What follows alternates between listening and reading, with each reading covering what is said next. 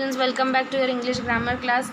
In my previous session, I started with this chapter present continuous tense, and then I helped you all complete exercise A, B, C, D and exercise E. Today we will be continuing with exercise F, but before that I'll be telling you all about the sentence structure of WH type question. So for a WH type question, the helping verb will be the first there will be a WH word, then the helping verb followed by the subject and ing form of the verb and other words.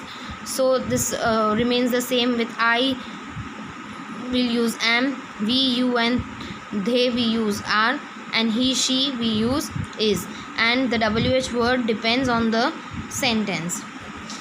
For exercise F, frame the questions of the following answers. You may use any suitable WH word. Follow the example.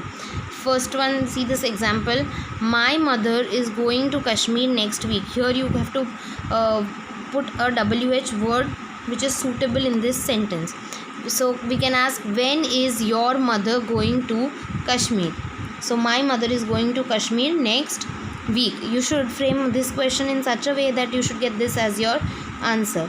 Second one, yes, my mother is going to Kashmir next week. So we'll be putting the helping verb first. Yes, your mother going to Kashmir next week. Is your mother going to Kashmir next week? Yes, my mother is going to Kashmir next week. This is a yes no type question, so we'll be putting the helping verb first followed by this by the subject.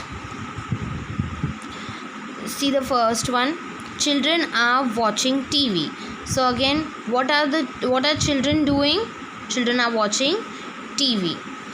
And to make it into a yes no type, yes, children are watching TV. So we'll put this are first. Are children watching TV? Question mark. Second one, the peon is ringing the bell. So here we will put like, what is the peon ringing? So we'll get this as the answer, that the peon is ringing the bell. Or we can put, who is ringing the bell? The peon is ringing the bell. See the second one, no, he is not ringing the bell.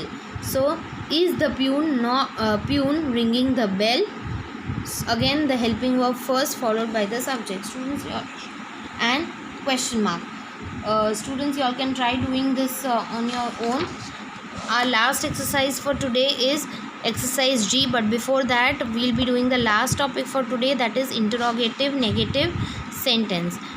So the sentence structure is like am, is, are, the helping verb first, then the subject, not, plus verb in the ing form and other words. Generally in interrogative negative sentence, like in the previous chapter also, we learned that we can use the contracted form isn't it and aren't it in the question. Okay, so change the following sentences into interrogative negative. Follow the example. The first one, she is teaching us. You have to change it into interrogative negative. So you can either make it like, is she not teaching us? Is she not teaching us? Like the structure given over here. Or if you are using the contracted form, then immediately after the contracted form, the subject comes. Isn't she teaching us? We are painting the wall. So we'll put are first. Are we then not painting the wall? Are we not painting the wall?